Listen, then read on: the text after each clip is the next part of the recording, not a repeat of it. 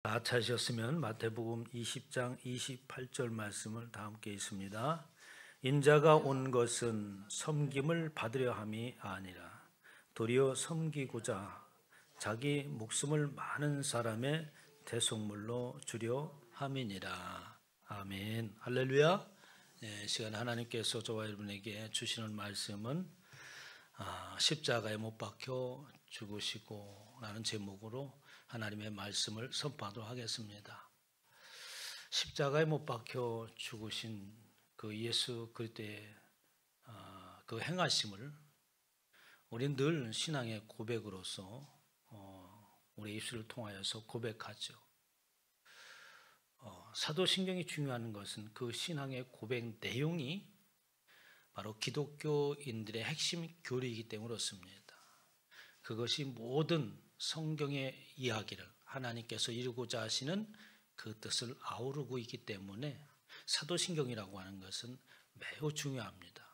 그 가운데 핵심이 되는 것은 뭐냐면 십자가에 못 박혀 죽으시고라고 하는 단어입니다. 단순히 예수 그리스도께서 그냥 십자가에 못 박혀 죽으셨다고 하는 옛날 이야기가 아니라 오늘 그 말씀 마태복음 20장 28절에 있는 말씀처럼 예수 그리스도께서 이 땅에 오시는 것은 섬기려고 이 땅에 오신 것인데 그 섬기는 방법에 있어서 가장 중요한 것이 뭐냐? 자기의 목숨을 많은 사람들의 대속물로 주려 함이다 라고 하는 겁니다. 그래서 대속물이라고 하는 것은 무슨 뜻이냐면 노예시장에서 노예를 살 때에 들어가는 비용, 그 비용을 바로 대속물이라고 우리는 이렇게 번역을 했습니다. 그러니까 누군가에 의하여서 사로잡혀 있고 노예로 종으로 있는 저들을 값을 주고 사는 것이죠. 그런데 그 값을 주고 사는 값은 우리가 계산할 수 없는 아주 엄청난 값을 지불하죠. 뭐냐면 예수 그리스도의 생명인 것입니다. 그 생명의 값을 지불했다고 하는 그 일이 바로 십자가에 못 박혀 죽으신 것이죠.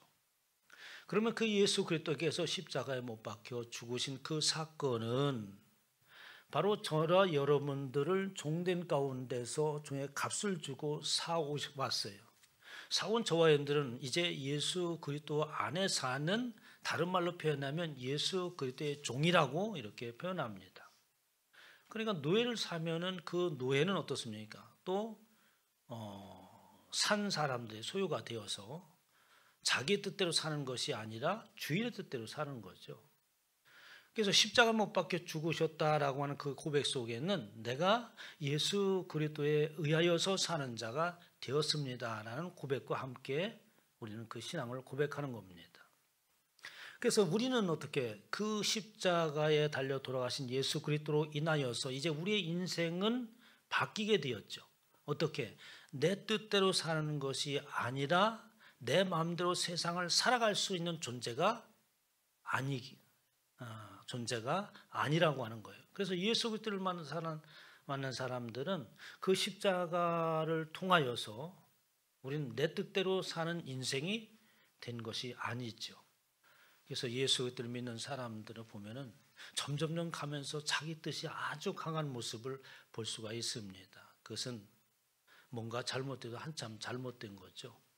예수 그리스도께서 나를 대속하기 위해서 십자가에 못 박혀 죽은 것을 믿음으로 고백한다면 이제는 나의 삶이 그동안 내 뜻대로 나를 위해서 살았던 그 인생이 이제 내 마음대로 살 수 없다고 하는 그 고백과 함께 나아가는 겁니다.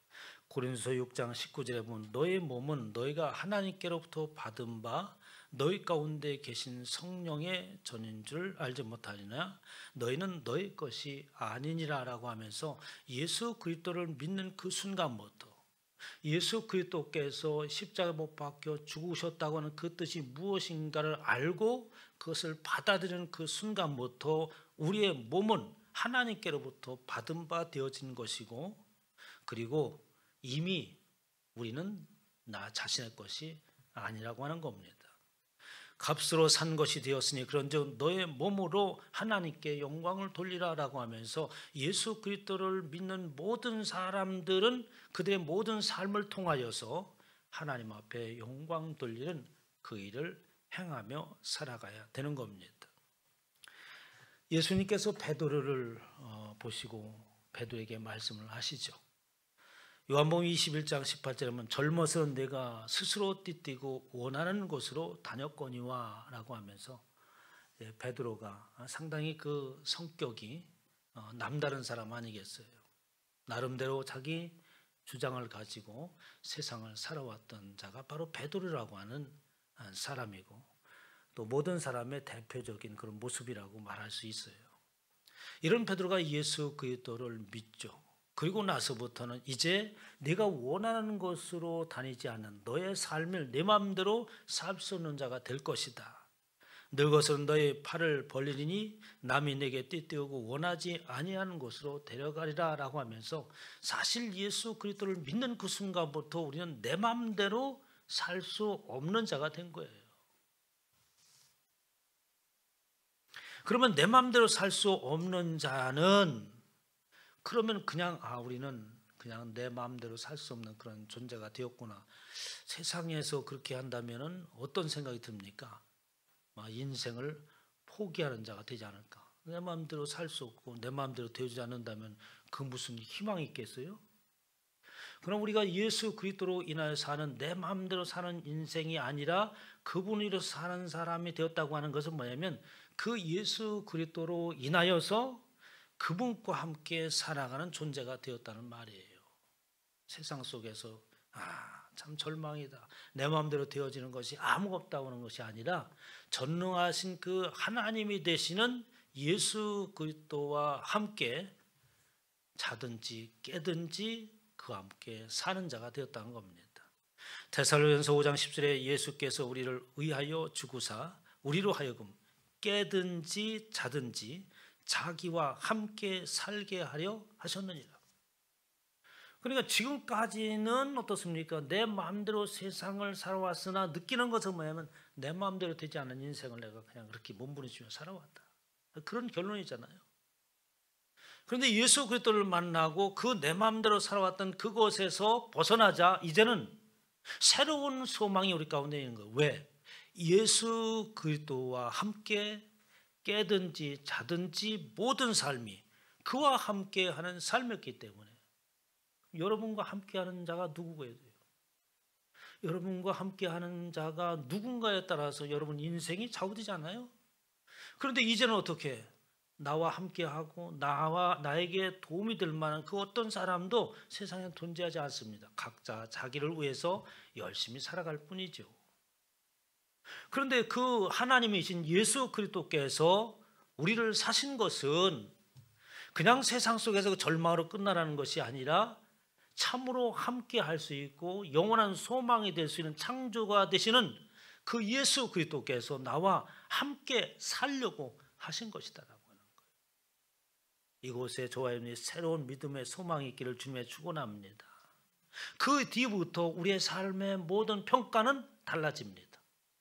지금까지 예수 그리스도를 알지 못하고 그분이 십자가에 못 박혀 죽으셨다고 하는 그 의미를 모르는 저와 여러분들은 어떻게 나에 대한 평가가 누군가에 의해서 평가가 되어질 것인데 그리고 하나님이라고 하는 전능하신 그분 앞에 설 때에 우리의 평가는 형편없는 평가를 받을 수밖에 없어요. 그 형편없는 것이 사형의 선고에 이르는 그런 평가를 받을 수밖에 없는 자였습니다. 그런데 이제는 우리는 새로운 평가를 받게 되죠. 예수 그리스도로 인하여서. 어떻게? 그 예수 그리스도 앞에 그분으로 인한 새로운 평가가 하나님 앞에서 이루어지는 겁니다. 갈라디아서 2장 20절에 내가 그리스도와 함께 십자가에 못 박혔나니 그런즉 이제는 내가 산 것이 아니 오직 내 안에 그리스도께서 사신 것이기 때문에 하나님의 평가는 나를 과거에 예수 그리스도를 알지 못한 나를 보는 것이 아니라 내 안에 계신 예수 그리스도를 보는 것이고 예수 그리스도 안에 있는 나를 보는 것인 줄 믿으시기 바랍니다. 그래서 우리의 평가가 달라지는 거예요. 이제 내가 육체 가운데 사는 것은 나를 사랑하사 나를 위하여 자기 몸을 버리신 하나님의 아들을 믿는 믿음 안에서 사는 것이다. 이사야서에 보면은 우리의 신분이 어떻게 달라질 거에 관해서 말씀하신 내용이 있습니다. 이사야서 44장 25절에 나 곧 나는 나를 위하여 내 허물을 도말하는 자니 내 죄를 기억하지 아니하리라. 이스라엘 백성들을 향하여서 하나님께서 이사야 선지자를 통해서 말씀하십니다. 내 죄를 기억하지 아니하리라. 그러면 우리에게 죄가 있다는 말인가요? 없다는 말인가요? 예수 그리스도를 믿으면 죄가 있는 것입니까? 없는 것입니까? 있는 것 같기도 하고 없는 것 같기도 하고 그렇잖아요. 그런데 말을 가만히 살펴보면 내 죄를 기억하지 않겠다. 없다는 얘기가 아니죠. 죄가 있다는 겁니다. 내가 내 허물을 빽빽한 구름의 사라짐같이 내 죄를 안개에 사라짐같이 도말하였으니 너는 내게로 돌아오라. 내가 너를 구속하였음이라. 구속이라는 말은 대속한다는 말과 같은 의미를 가지고 있는 겁니다. 하나님께서 우리를 구속하였음으로 인해서 내 죄를 안개같이 사라짐같이 도말하고 그 죄를 기억하지 않는다고 말씀하고 있는 거죠. 이것이 예수 그리스도를 믿은 바로 예수 그리스도께서 십자가에 못 박혀 죽으신 대속의 은혜인 겁니다. 이러한 예수 그리스도를 믿는 저와의 삶은 우리가 잘 아죠. 나는 옛사람은 십자가에 못 박혀 죽은 것이고 그리고 이제는 우리의 삶이 죄를 짓지 않을 수 있는 능력이 우리 가운데 생기기 시작합니다. 우리에게 죄가 없이 예수 그리스도를 믿는 그 순간부터 갑자기 사람이 변해서 죄를 짓지 않는 것이 아니에요. 예수 그리스도를 믿는 그 순간부터 그것을 믿는 것은 예수님께서 십자가에 못 박혀 죽으신 그 속죄물이 되어지신 그 예수 그리스도를 믿는다는 거잖아요. 그러면 또 그때부터는 그 십자가가 그냥 다른 사람이 죽은 십자가가 아니라 예수 그리스도와 함께 죽은 내가 지금 십자가가 되는 거죠. 그러한 믿음이 있는 사람들은 우리 안에 새로운 능력이 생기게 됩니다. 바로 예수 그리스도로 인한 새로운 능력이 생기죠. 그러면서 그 능력은 어떤 현상을 일으킵니까? 죄라고 하는 그것을 볼 때에 과거에는 그냥 습관적으로 그런 일을 행하고 아무런 죄책감이 없었어요. 그럼 이제부터는 어떻게 합니까? 예수 그리스도가 내 안에 있자 새로운 능력이 발동하기 시작하는데 그 새로운 능력은 어떻게 합니까? 죄라고 하는 것을 보면은 불편한 거예요. 죄를 볼 때 여러분 마음이 편해요? 그것은 예수 그리스도로 사는 사람입니다. 과거의 모습들은 다 그렇게 치열하게 살았는데 이제부터는 그 살아왔던 모든 것들이 새롭게 우리가 생각을 하고 보게 되죠. 죄에 대해서 점점 더 불편해지고 그리고 진리의 말씀을 통하여서 하나님의 백성된 자로서 살아가는 것이 무엇인가를 배우게 됨으로 인해서 우리의 모습들이 점점점 성화되어져 가는 겁니다. 그러니까 이 땅에서 사는 우리가 육체를 가지고 사는 동안에는 어떻습니까? 죄를 안 짓는 것이 아니라 죄에 대한 새로운 각성을 우리에게 불러 넣어주는 기간인 거예요. 그래서 그것을 가지고 진리로 무장한 것을 가지고 그 죄와 그 불편한 것과 하나님의 생각과 다른 그 불편한 것과 싸워나가는 것인 줄 믿으시기 바랍니다. 이것이 신앙생활이라고 할 수 있는 거죠. 에베소 4장 21절에서부터 쭉 보면 진리가 예수 안에 있는 것 같이 너희가 참으로 그에게서 듣고 또한 그 안에서 가르침을 받았을진데, 예수 그리스도 안에서 하나님의 진리의 말씀을 가르침을 받았다는 거죠. 저와 여러분들이. 그래서 예수 그리스도를 믿는 사람들은 그 가르침을 얻기 위해서 예배를 드리고 말씀을 듣는 겁니다. 그렇게 진리 안에서 가르침을 받았을진데 너희는 유혹의 욕심을 따라 썩어져가는 구습을 따르는 옛사람을 벗어버리고 라고 했어요. 그 옛사람을 벗어버리라 라는 명령형이 아니라 이것은 뭐냐면 너희가 하나님의 진리의 말씀을 배웠지 않냐. 그 말씀에서 어떻게 옛사람을 벗어버리고 새사람을 입으라는 그 가르침이 아니었더냐 이런 말이에요. 그러니까 우리의 삶은 그 가르침을 통하여서 옛 사람이 아닌 새 사람이 되어진 모습으로 살아가야 되는 것이 아니냐라고 에베소서에 사도 바울이 말하고 있는 거예요. 설교라고 하는 것은 다른 것이 아닙니다. 바로 진리로 인하여서 가르침을 계속해서 받고, 그리고 새 사람이요 거듭난 자의 모습으로 살아가고 있는가라고 하는 것을 늘 말씀에 비춰보는 것이죠. 요한일서 3장 9절에 보면 하나님께서 난 자마다 죄를 짓지 아니하나니 이는 하나님의 씨가 그 속에 거하며 죄도 범하지 못하는 것은 하나님께서 났습니다. 하나님께로서 난 자마다 범죄치 아니하는 줄 우리가 아노라. 이 말을 가만히 성경을 해석함에 있어서 이 원어라고 하는 것을 보지 않으면 안 되는 것들이 뭐냐면 이런 부분들이에요. 요한일서 3장 9절에 보면 어떻게 해요? 하나님께서 난 자마다 죄를 짓지 아니한다 라고 되어 있거든요. 이는 하나님의 씨가 그의 속에 거하며 저도 범죄치 못하는 것은 하나님께로서 났음이라 라고 하면서 예수 그리스도를 믿는 사람들은 어떻게 죄를 짓지 아니한다라고 하고 있는 거예요. 그러면서 5장 18절에 가서는 하나님께로서 난 자마다 범죄치 아니하는 줄을 우리가 아노라 라고 해요. 그 말은 뭐냐면 하나님께로부터 난 자들은 현재형으로서 어떻게 범죄한 자로 살 수 없지 않겠느냐. 하나님께로부터 거듭난 자는 죄를 짓지 아니해야 되는 것이 아니냐. 거듭난 자로서 살아가는 그 모습이 우리의 삶 가운데 있지 않겠느냐라고 하는 간절한 사도의 가르침인 겁니다. 그러면 예수 그리스도께서 예수 그리스도를 믿는 저와 여러분들은 이렇게 세상 속에 여전히 있고, 그리고 그 세상 속에서 죄라고 하는 것이 완전히 단절된 가운데 있는 게 아니라 그것이 계속해서 내 곁에 함께 있고, 그리고 나도 모르는 사이에 과거의 습관들이 나타나고, 그럴 때마다 오늘 어떡합니까? 하나님의 진리의 말씀 복음을 통하여서 예수 그리스도께서 십자가에 못 박혀 죽으신 그 진리의 복음을 통하여서 어떻게 거듭난 자의 삶으로 살려고 몸부림치고 그 안에서 살아갈 때에 우리는 점점점 어떻게 마침내 그 끝에 가서는 죄와 전혀 무관한 온전한 모습이 반드시 되어질 것이라고 하는 거예요. 그래서 예수 그리스도의 그날이 오면 어떡합니까? 그때는 어떻게 완전한 죄와 전혀 무관한 자의 모습이 되어질 것이다. 그러기 위해서는 이 땅에서 진리의 말씀을 듣고 거듭난 자의 삶을 살아가고 죄와 무관한 그러한 삶을 살아야 되지 않겠느냐는 겁니다. 요한일서 1장 8절에 만일 우리가 죄 없다면 스스로 속이고 또 진리가 우리 속에 있지 아니할 것이요. 스스로 죄 없다고 하지 말라. 예수 그리스도를 믿는 사람들은 자유함이 있어요. 모든 것에 자유함이 있습니다. 그러나 그 모든 것에 자유함이 있다고 해서 세상에서 죄를 짓는 것까지 자유함이 있는 건 아니죠. 그렇지 않습니까?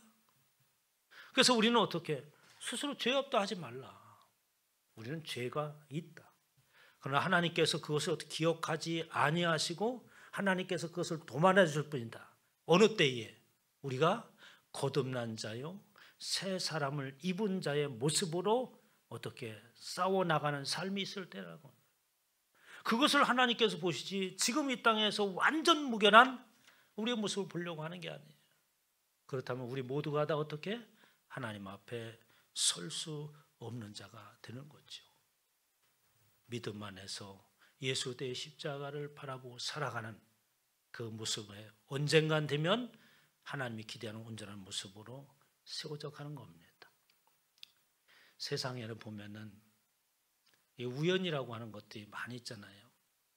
우리가 믿음의 생활하는 것도 역시 그렇습니다. 야, 어떻게 예수 그리스도만 바라보고 그분의 영광을 위해서 살아가며 그럼 우리에게 어떤 유익이 있겠는가라는 생각을 가질 때가 있죠. 그러나 예수 그리스도를 믿는 사람들에게는 놀라운 일들이 일어납니다. 그것을 말하여서 기적이라고 하는 것이죠. 자기도 모르는 어떠한 우연한 일들을 통하여서 위험 가운데서 건져냄을 받기도 하고 전혀 예측하지 못했던 일들이 우리 가운데 벌어짐으로 인하여서 어떻게 새로운 길이 열리기도 하고 이것이 예수 그리스도 믿는 사람들이에요. 어디에 있을 때에 예수 그리스도의 십자가 못 박혀 죽으신 그분을 내가 십자가 달려 죽은 그것으로 알고 거듭난 자의 모습으로 살아갈 때에 그의 모든 삶은 우리가 알지 못하는 영역에서 우리가 할 수 없는 그런 놀라운 일들을 통하여서 우리 가운데 일어나는 거예요. 세상에서 마찬가지입니다. 세상의 모든 일들이 사람들이 계획하고 생각하고 연구하고 그러므로 인하여서 그 어떤 것이 나타나고 발명되어지는 것이 아닙니다. 일본의 미야나가 히로시라고 하는 교토 대학의 교수가 있었습니다. 근데 이분이 참 희한한 법칙을 발견해요. 세렌디피티라는 법칙을 이분이 발견합니다. 그게 뭐냐면 우리의 삶 가운데에 전혀 예측할 수 없는 그 우연이 어떤 능력으로 나타나서 큰 일을 행하더라 하는 거예요. 그게 모든 사람들이 막 이거를 만들려고 한 게 아니라 어떤 사람은 다른 것을 뭘 연구를 하려고 했는데 전혀 다른 어떤 것들이 구제에 있어서 어쩔 수 없이 그 일을 하게 되는데 그 일이 어떻게 노벨상을 받을 수 있는 큰 업적을 일으키는, 자기는 전혀 생각지도 않았는데 그런 일들이 일어나다고 하는 것이죠. 이 세상에 여러분들 그 만유인력을 누가 발견했습니까? 만유인력을 누가 발견했어요? 뉴턴이 발견했는데 만유인력을 발견하려고 뉴턴이 이 만유인력에 대해서 연구를 막 해가지고 발견했나 이게? 잠자다가 사과가 떨어지는 바람에 깜짝 놀라가지고 이게 뭔가 해서 한 거거든. 그게 뉴턴의 만유인력이에요. 전혀 예기치 않은 상황들이 놀라운 능력으로 우연의 능력이 사람들을 놀랍게 변화시키는, 이게 우리가 살아가고 있는 세상입니다. 아주 재미있는, 여러분 페니실린을 발견한 사람이 있죠. 영국의 사람인데 알렉산더 플레밍이랑, 제가 인터넷에 찾아보니까 아주 재미있는 일이 있더라고. 페니실린을 발견한 사람, 푸른 곰팡이 우리가 배웠잖아요. 다 이제 옛날에 배운 거라 다 잊어버렸지만 영국의 페니실린을 발견한 알렉산더 플레밍이라는 사람이 있는데 그 사람이 페니실린을 어떻게 발견했습니까? 어떤 그 세균을 연구하다가 비서가 잘못하게 문을 열어놓은 거예요. 어서 오세요. 문을 열어놨는데 그 안에 잡균이 들어와가지고 곰팡이가 생겼어. 파란 곰팡이가 생겼는데 보니까 어떻게 그 안에 모든 세균이 죽은 거예요. 그래가지고 그걸 여는 거 이게 페니실린이야. 페니실린이 안 나왔다면 어떻게 우리 수많은 사람들이 목숨을 잃었을 거라고. 그뿐만 아닙니다. 이 사람 어떤 세균을 연구하다가 이 사람이 그 세균을 보고 연구하다가 갑자기 재치기가 나왔어. 그래가지고 재치기에서 애취하고 재치기했는데 재치기하면 뭐가 튑니까? 침이 튀잖아. 침이 튀는데 그 세균 배양하는데 그 침이 튄 거야. 오늘 나갔다 와서 보니까 그 침 튄 자기 하얗게 세균들이 다 죽은 거예요. 그래가지고 동물의 침에서 나오는 그 물질을 찾아냅니다. 그래가지고 우리가 잘 아는 라이소자임이라고 하는 물질을 찾아냈죠. 그래서 동물의 침에서 그걸 추출해놔가지고 세균을 죽이는 것을 발견합니다. 이 사람이 거기에 막 몰입하는 게 아니라 예기치 못한 상황이 그런 놀라운 능력을 나타내야 되는 거죠. 세상의 일이 그런 겁니다. 하나님을 믿고 나아가는 저와 여러분의 삶이 역시 마찬가지예요. 우리가 진리의 말씀을 가지고 그 안에서 산다고 하는 것은 다른 말로 표현해서 우리는 하나님의 영역 안에 들어간다는 거거든요.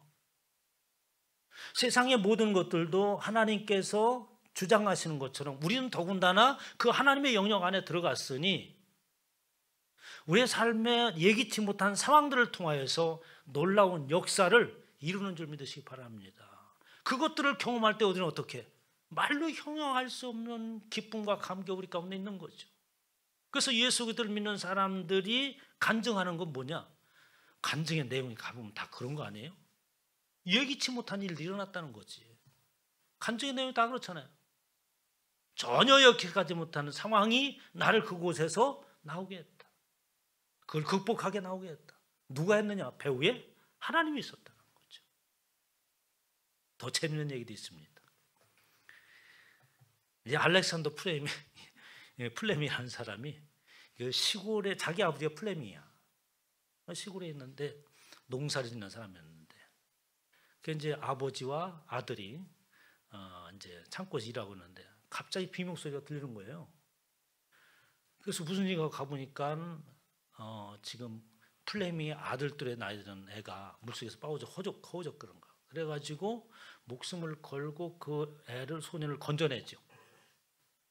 건져냈는데 그 소년의 부모가 굉장히 부자예요. 그래가지고 그 플레미한테 어떻게 보상하면 좋겠느냐. 그러니까 거절하는 거야. 뭐 필요 없다. 누구라도 그렇게 했을 거다. 라고 하면서 거절을 계속하는 거예요. 근데 이 물에 빠진 허우적인 사람 건져낸 그 아버지가 보니까 창고에 어떤 소년이 서 있는 거예요. 자기 아들들에 되는 소년이. 그러면 내가 당신 아들을 내가 공부할 수 있는 길을 열어주겠다. 해가지고 그 아들을, 그 물에 빠진 손을 건져준 그 아버지의 아들을 어떻게 합니까? 유명한 의학대학에 보냅니다. 그래서 그 유명한 의학대학에서 보내가지고 공부를 하기 위해서 의학 박사가 되게 하죠. 근데 이 사람이 누구냐? 바로 페니실린을 발견한 알렉산더 플레미라는 사람이에요. 그런데 얘기는 더 재미있는 건 뭐냐니까, 이 알렉산더 플레미 그 페니실린을 발견했는데 이 건전을 받은 그 아들이 갑자기 병에 걸린 거예요.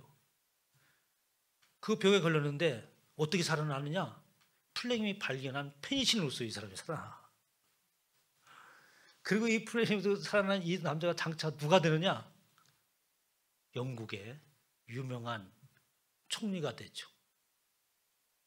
제2차 세계대전을 이끌어간 그 총리 누굽니까? 응? 갑자기 생각이 안 나네? 처칠. 윈스턴 처칠이 됩니다. 그 사람이 수상이 되는 거예요. 전혀 예기치 못한 상황들이 계속해서 벌어나가고, 가만히 보니까 이거는 어떻게 사람 일이라는 것이 자기 마음대로 되는 게 아니에요. 이 역사를 주관하는 것은 우리의 생각으로 연구해내고 뭔가를 하려고 해서 되는 게 아니더라니까. 그런데도 불구하고 계속해서 거기에서 몰입해 있는 거예요. 우리가 사는 방법은 뭐냐면 하나님의 영역 안에 들어오는 겁니다. 사실은 모든 우주 만물이 어떻게 하나님의 영역 안에 들어와서 하나님께서 이끄시는 그 속에서 인간이 존재하는 거라는 거예요. 이것을 알아야 돼요. 그래야지 어떻게 합니까? 세상 속에서 살아가는 이유를 발견하게 되고, 내 앞에 펼쳐져 있는 자그마한 일에 가지고 어떻게 합니까?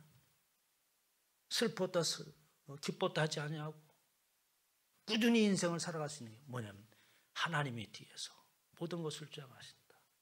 우리가 예측하지 못하는 상황들을 통하여서 우리로 하여금 사랑하게 하신다. 이겁니다. 예수 그리스도로 인하여서 예수 그리스도께서 십자가에 못 박히셨다고 하는 것은 이런 측면에서 보면은 굉장한 깨달음을 우리에게 주시는 거예요. 내가 죽고 그분을 위해서 살고, 그분은 하나님이었고 나는 그분의 영역 안에 들어가고 그분의 역사 가운데 나는 살아간다. 그러니까 우리의 삶 가운데 놀라운 능력의 일들이 나타날 수 있는 거죠. 이러한 놀라운 능력의 일들이 저와 여러분 삶 가운데 일어나기를 주님의 축원합니다. 그래야 진정한 기쁨이 있죠. 이런 기쁨을 누리시기를 주님의 이름으로 축원합니다.